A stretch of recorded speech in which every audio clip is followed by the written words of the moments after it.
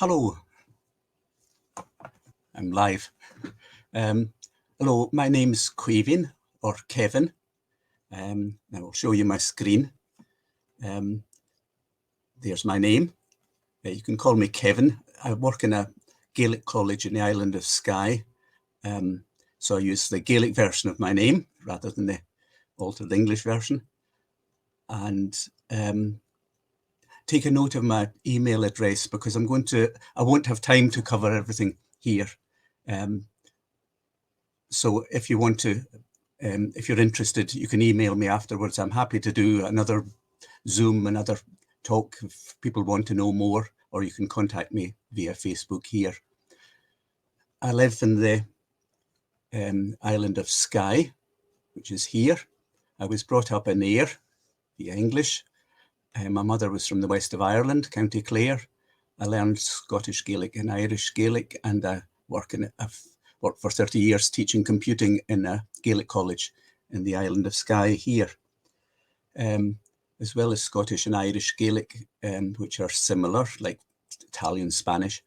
I can speak not so well Manx Gaelic. I've dabbled in the other Celtic languages. I did French and Latin in school.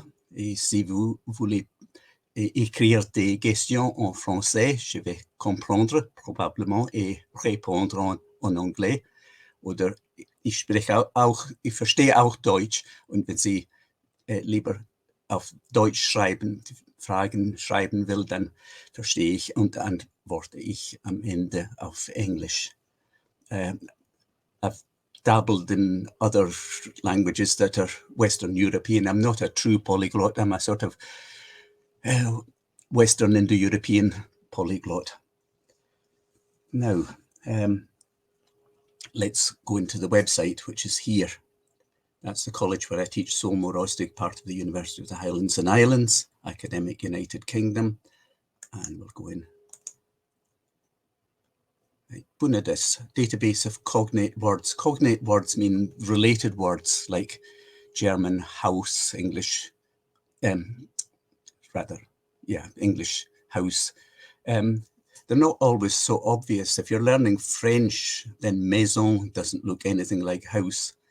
But maisonette is an English word that's related to house, and then not so obvious, but mansion is related to house because the Norman conquest, the Norman overlords had swankier houses, mansions, rather than just a house.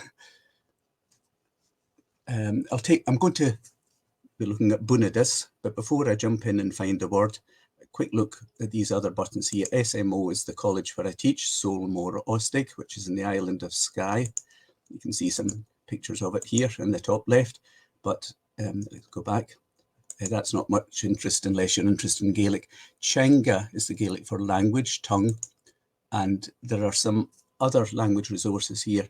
I've been involved in European projects which have produced these language things which might be of interest. I'm going to have a very, very quick look at Multidict because Bunadas uses Multidict. Multidict is a facility that lets you go quickly to dictionaries, lots of dictionaries in different, a whole list of languages. I'm going to look up the French word maison. And here we have it, meaning house. I can change dictionaries either by the drop down or if you know these icons here, house, or you can go to you can swap languages, Francais, or you can go to monolingual dictionaries, French, which brings us to CNRTL, which is good for etymology. Now, this is not looking very good. That's because CNRTL does not work yet with HTTPS. If we swap to HTTP, that looks much better. So if you want to find etymological information about French words, it's there. Right, we're not here to talk about Multidict. I'll go back to Bunadas. Okay. Right, you're an English speaker, you're starting off learning German, you come across the German word Hund, which is written with a capital letter. And here's the word Hund. Now, I I should maybe have said both Multidict and Bunadas have an interface in lots of languages, about a dozen languages. So Italiano and everything, any pages in any of these dozen languages. Let's go back to English. But if you would like to help translate it into your own language, 3 notable languages that I'm missing are Welsh for Celtic languages, Russian, which is a gateway to lots of Asian languages, Spanish I don't have yet. So, but anyway, let's go back to English and stay with English. So we're learning, we're an English speaker. We've come across the German word Hund. Let's click on it. The way Bunadas works is words are in clusters like this. Let's go back. 2 different kinds of cluster. Here's a, within German cluster, Hund is related to the German word Dachshund, which actually means a badger dog. If you hover over the words, you see the meaning. And this is another kind of cluster. This is the Proto-Germanic root, and this is Old Norse. There's this Anglo-Saxon, Old English. They had the word Hund, meaning a dog.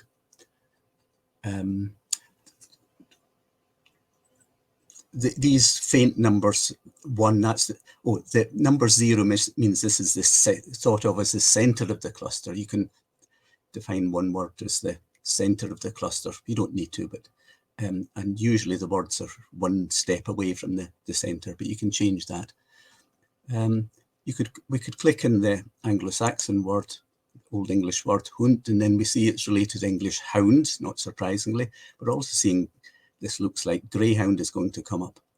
But instead of clicking around like this and going to Proto-Germanic and so on, let's get the computer to do the work for us. If we can just click on neighborhood, the computer has roamed around and found lots of cognate words. Now this is a bit confusing. It's going sideways and backwards and forwards at the same time. So it would be better if we went to as far back as we can to the Indo-European root and then click neighborhood again. And then we've got a family tree starting with the Proto-Indo-European word here. And we see the color scheme. The colors are very important. Celtic words colored green, Germanic words black, Romance red, Slavic, I don't have so much yet, blue, Greek in a nice bronze color.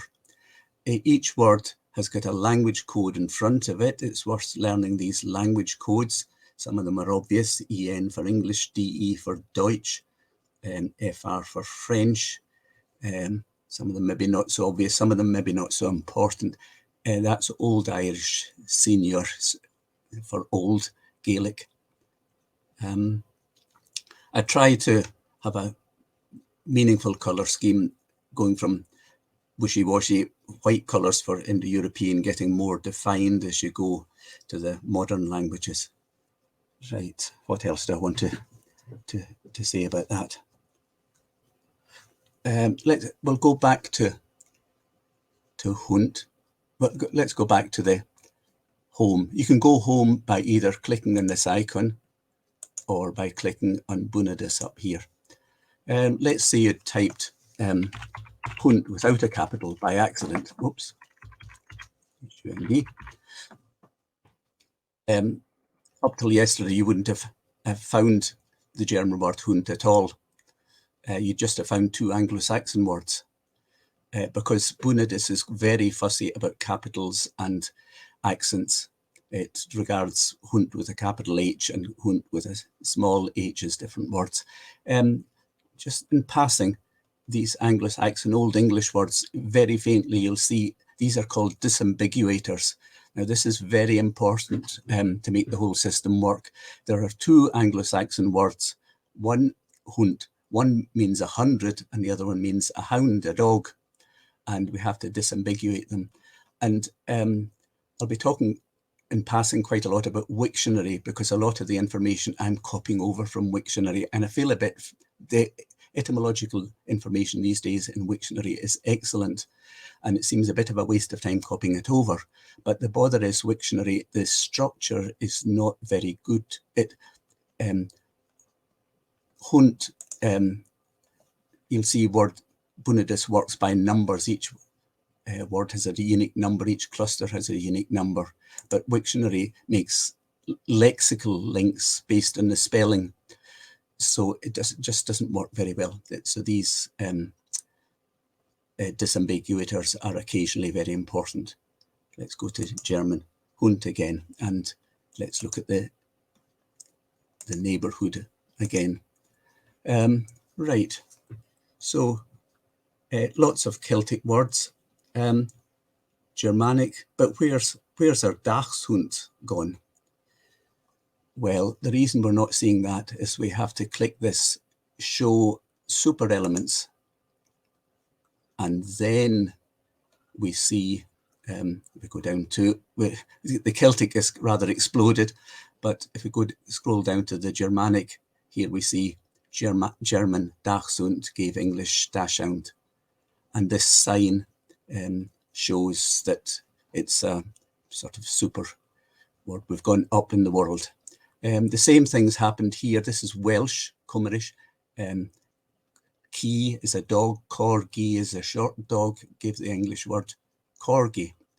Just in passing, here's another feature of Bunadas is things are not always certain. It can attach probabilities to things. There's a Welsh word, trí hun, which means 3 chiefs or warriors, and it probably comes from 3 dogs, but not certain.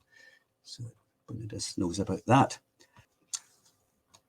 Let's go back to the switch off the super elements. Okay, so now we're no longer seeing Dachshund. We're no longer allowing super elements, but looks like we've gone up quite a bit here from what, coo to cualacht in Gaelic. Well, that's because we regard this ending as not another word in its own right. It's a what do you call it? Suffixes. Suffixes and prefixes are normally allowed because we were working with relaxed equivalents. If I switch off the relaxed equivalents, then they're no longer shown, but you just leave this on all the time, relaxed equivalents. Right, usually if you hover over words, you get the meaning, not always, but what you can do is go to the word itself. Oops, what have I done? Sorry. Okay, I've gone to the word here, the Irish word cualacht, and I can, here's the link to Multidict. That's why I talked about Multidict at the beginning. Clicking on that, and fellowship, company, corporation, guild, that doesn't seem to have much to do with dogs, does it? I'll close that again. And if we go to the old Irish word, do the same thing, Multidict. Cualacht basically means a litter of wolf cubs. So that's how it came to mean a sort of family, brood, company, retinue, and all the modern Irish meanings of it. So we've got good links from Bunadas to lots of dictionaries. We could go to French chien, and as well as the Multidict, looking up dictionaries, we can go to Wiktionary, the English Wiktionary, and that's got more etymological information, Middle French chien. So we got good links from Bunadas to other things. Right, next. Okay, if I switch on the super elements, then we're seeing corgi, we're seeing Dachshund again, we're seeing greyhound coming in, which actually didn't come from the Old English, it came via Old Norse. Now, if I switch on the sub-elements as well, will I go from Dachshund down to Dachs? No, I won't. And this is important to make the whole thing work. because otherwise it would be making a false connection between hunt and dachs. So that's quite important. Right, this is getting very cluttered, but you can click on things to compress them. I'll switch off these things again, the super elements, sub elements. If I click on key, I'll go to the Brythonic word key, but if I click on the language tag, it closes it, opens it. If I click on Celtic, it compresses the whole thing. And it remembers these choices in the URL up here. If I copy this URL, another tab, you'll see that it's remembered about the compression. So that's useful if you're using Bunadas and language classes that teach about cognate words. You can compress things to make things simpler. You can actually, here's one I prepared earlier, it's got a way of highlighting words as well. So that's another feature. Right, back here. Okay, what can this do for us? How many languages have we really got? Well, not a huge amount. Western European languages mostly. If we go back to Bunadas and click language, we see the languages it does at the moment. I'll reduce that size a bit. So we've got Proto-Celtic, we've got a few, if you hover over it, you see the number of words, 500 in Gaulish, huge number in modern Irish, 24,000, 24,000 Old Irish as well. These middle, you don't need to remember the codes because I don't have much of them. I don't distinguish Middle and Old Irish as I should. Quite a lot of Old Cornish because I got a donation of 1,000 words. Quite a lot of Proto-Germanic, English, German, not much else. Lots of Latin, lots of French, which I did in school. Lots of Old French because English words quite often came from Old French, not much of the other languages yet, and a few hundred in all the Slavic languages, quite a lot of ancient Greek. So that's the coverage at the moment. You can see the numbers if you click word count. So huge numbers, Old Irish, Modern Irish, very good for that. Huge numbers of Manx. I got a huge donation of Manx words. They're not totally integrated yet. Right, let's go back. So that's the numbers of words. Last thing I'll demonstrate. Find a word. If you're just in the main page, this is just a quick lookup. You get more options here. You could look for all words meaning a bitch.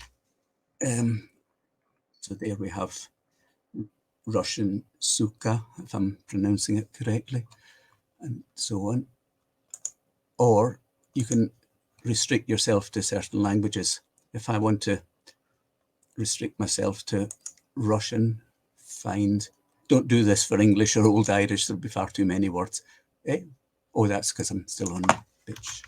Right. Okay, so that's all the Russian words that I have at the moment. Let's go to the important word, vodka. Where is vodka? There it is. Okay. Which gave the English word vodka. It comes from the Russian voda, which is water. It's got the suffix ka. You'll see this other symbol coming in. This is for small elements. So vodka is a lot bigger than ka and just a little bit bigger than voda. Is there any connection between vodka and whiskey, Scottish whiskey? Well, let's try the neighbourhood. And we go back to Indo-European wed or something, which means water. Neighbourhood again. And whiskey, Gaelic. Well, we've got to ushka, which is the Gaelic for water. We haven't got to whiskey. To see that, we have to switch on super elements. And now we're seeing, as well as the vodka down here from Russian, we're seeing English whiskey, which came from Scottish Gaelic uisge behe, and gave the German fisky. Right. If I look at the languages again, something I forgot to mention is I'm trying to not make things too English centered. So I use Deutsch instead of German, Espanol instead of Spanish, and I carry this further. Instead of Old English or Anglo-Saxon, I use Eld Englisk. And instead of Old Irish or Alt Irish or Ancien Irlandais, I use Sen Goidelk. Now, why don't I use Goidelk, as the old Irish speakers themselves might have said, or Englisk? Because it's too similar. I did that at first and it was too confusing. So these things I'm calling retro-endonyms, and I've got them for Hen Gymraeg, Old Brythonic, but I haven't managed to get back to Proto-Celtic, Proto-Germanic, Proto-Indo-European. Right, a bit of theory. How does this work? It's based on a network like that. But when I first started trying to do a cognates database,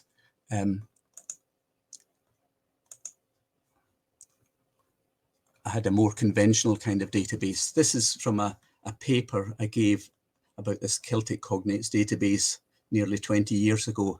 And at that stage, this is the kind of thing you get in language books that show you the cognate words.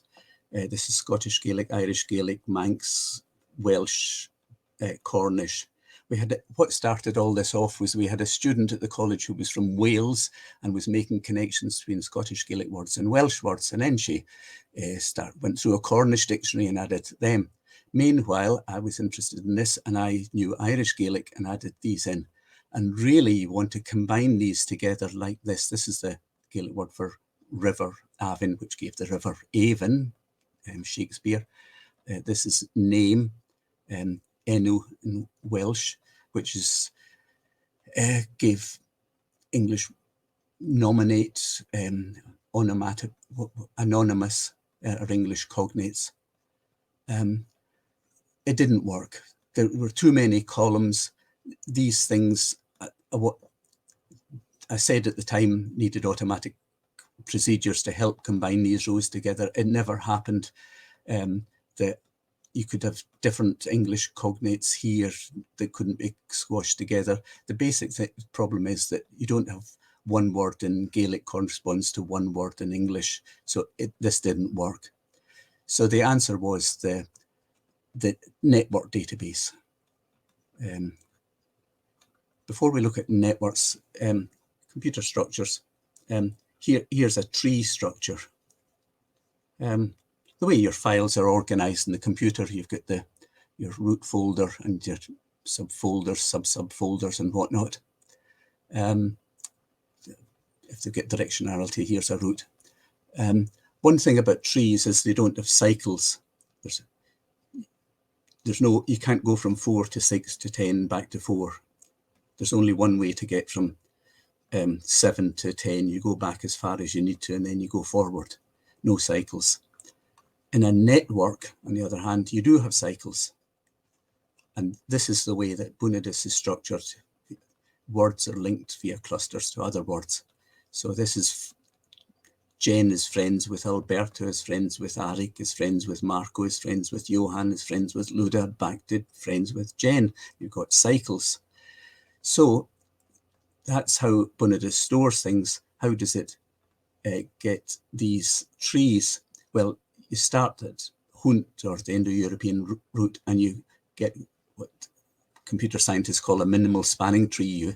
You go to the nearest neighbors and then next nearest neighbors and so on. So you can construct this tree starting from any point. But when I did that at first, things were going wrong because it was making connections. The English word claymore comes from Gaelic claiu, big sword, means a big sword. Claiu, sword, more, big. But it was making false connections from claiu to more by going via the English word more. So I had to introduce these symbols.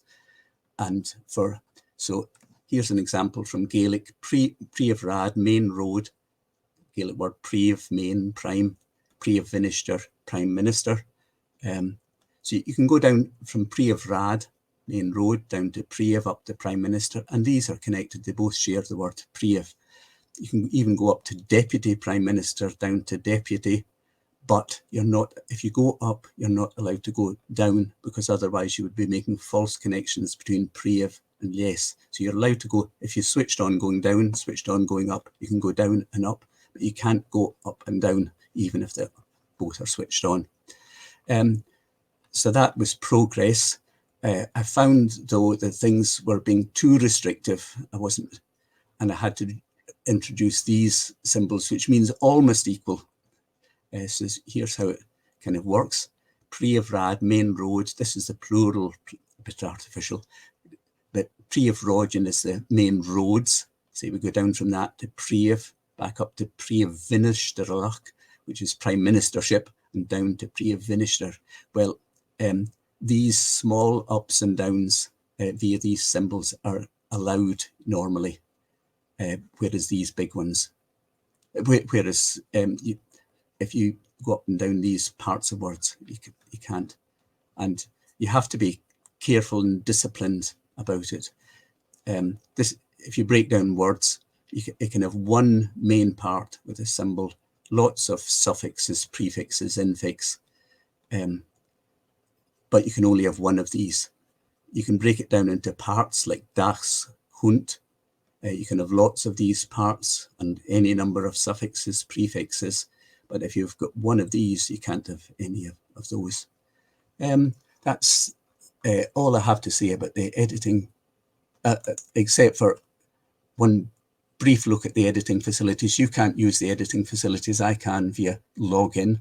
If you want to know more about how things work, you can go to a copy of the database. Bunadas Bun test will take you to a copy of the database, and you can play around here. If you go to Hunt, oops, that's mistyped it. Let's try again. Okay, Hunt. And now you'll see the editing facilities. If I wanted to delete this word Hunt, neighborhood, oops, sorry, red cross, delete.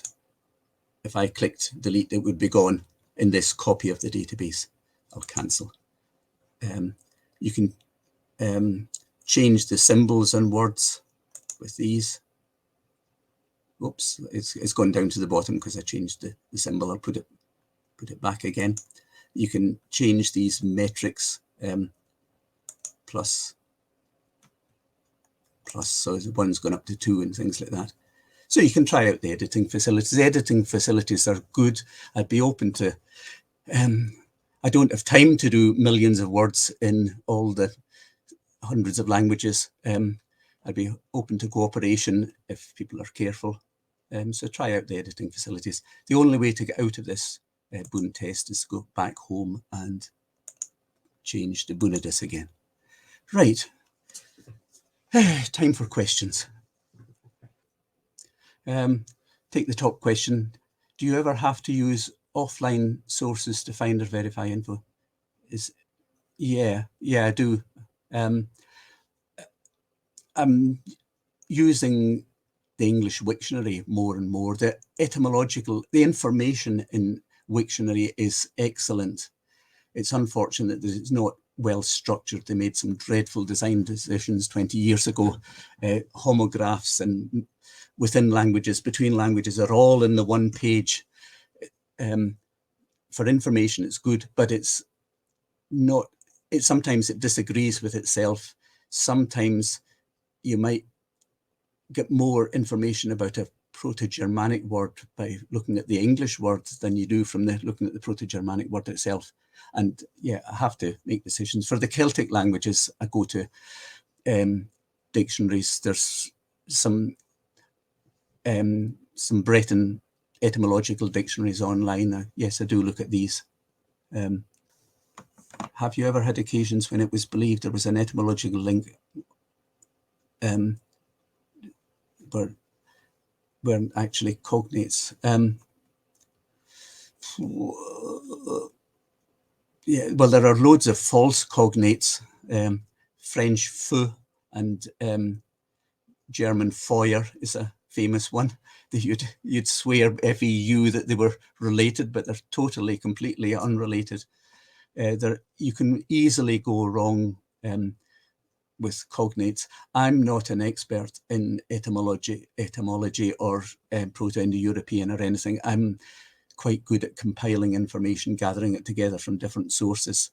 You have to be very, very careful. To play with the big boys, you need to know the sound rules.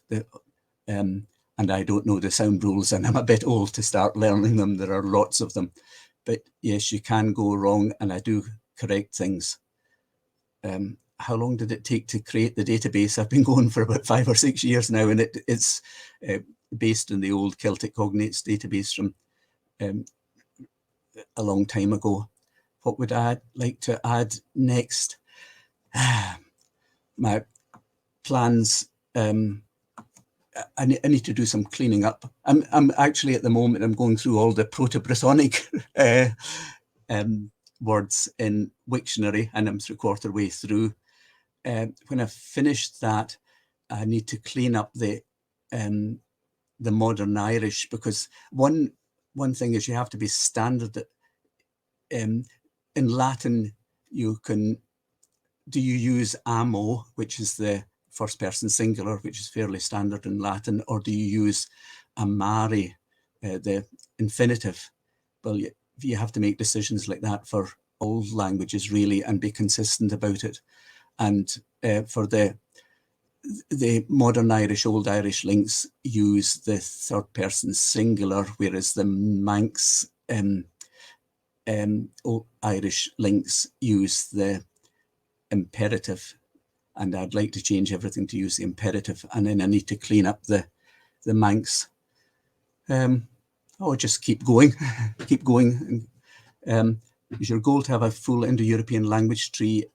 Yes, but I'm not young enough to do all that. I'd be open to cooperation. I'd have to be very careful. People could easily come in and mess things up. I go wrong myself sometimes, but if somebody was very keen to add lots of their language in, yeah, I'll be open to cooperation. At my age, I'd be very foolish if I wanted to keep this facility all to myself, selfishly. So yes, I would like to add lots more, but I'm a bit old to do it all myself. I'll just keep going and keep going. I think it's useful as it is, especially for Indo-European, Western Indo-European words. Don't know if there are any other questions, or should I stop early? If anybody has any ideas how to develop this, or I should have a comment facility. I should have some way you can sort of log in and comment in words and point out that I'm wrong. I don't have that yet. I managed to finish early. I'd like to, well, from my own point of view, I'd like to add lots of Scottish Gaelic to Irish Gaelic cognates, because we've got great connections from modern Irish to Old Irish, and then to Proto-Indo-European and so on. And it's a bit shameful that working in a Scottish Gaelic college, I've only got about 3,000 Scottish Gaelic words. I've just had a little grant application rejected to do this, but I'd like to do it anyway. And I'd also like to, lots of Scottish Gaelic words especially came from Old Norse. I would like to add these in. So yeah, that's another thing I would like to do. Just keep going. Another question. What inspired you to start making the database? I suppose because I was learning Scottish Gaelic, Irish Gaelic at the same time. And quite often you want to look up a Scottish Gaelic word to get better information about a Scottish Gaelic word. You can quite often get it better from the Irish Gaelic dictionaries, or even Manx dictionaries, but the Manx spelling is dreadful. And words like farige, which means sea, and it's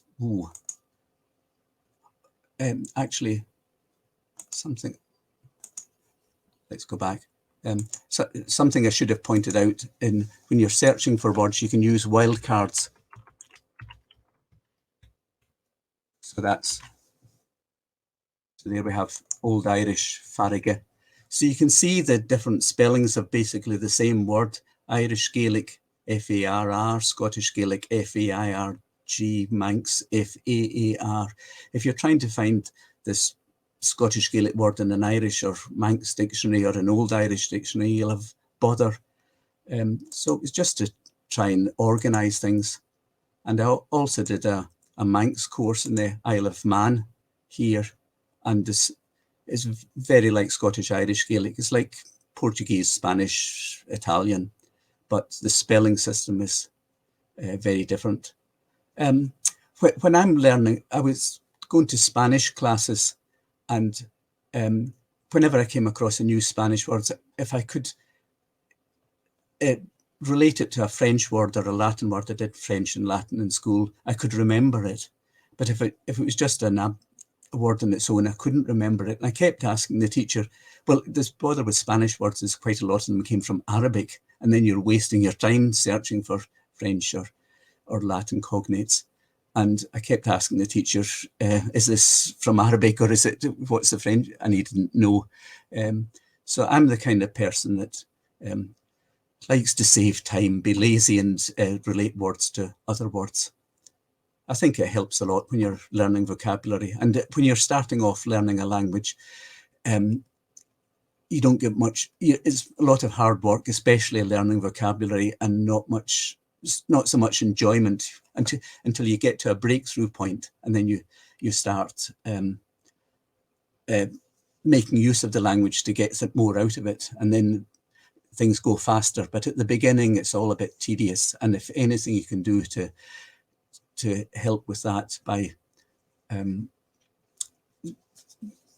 making the learning vocabulary easy is better. As well as that, it's fascinating, really. And when you're learning history, you learn about battles, and archaeology can dig up a few things, but etymology actually tells you more about the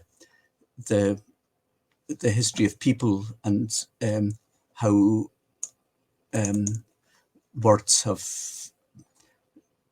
they tell you about technology and things as well. So it's interesting from lots of different points of view. How do we help out? Aha. You could translate the interface to Russian. If I could share screen again. Now, if I log in, right, so now we have editing facilities, and I have this TR button, find a word, and these are the language strings, and all I would have to do is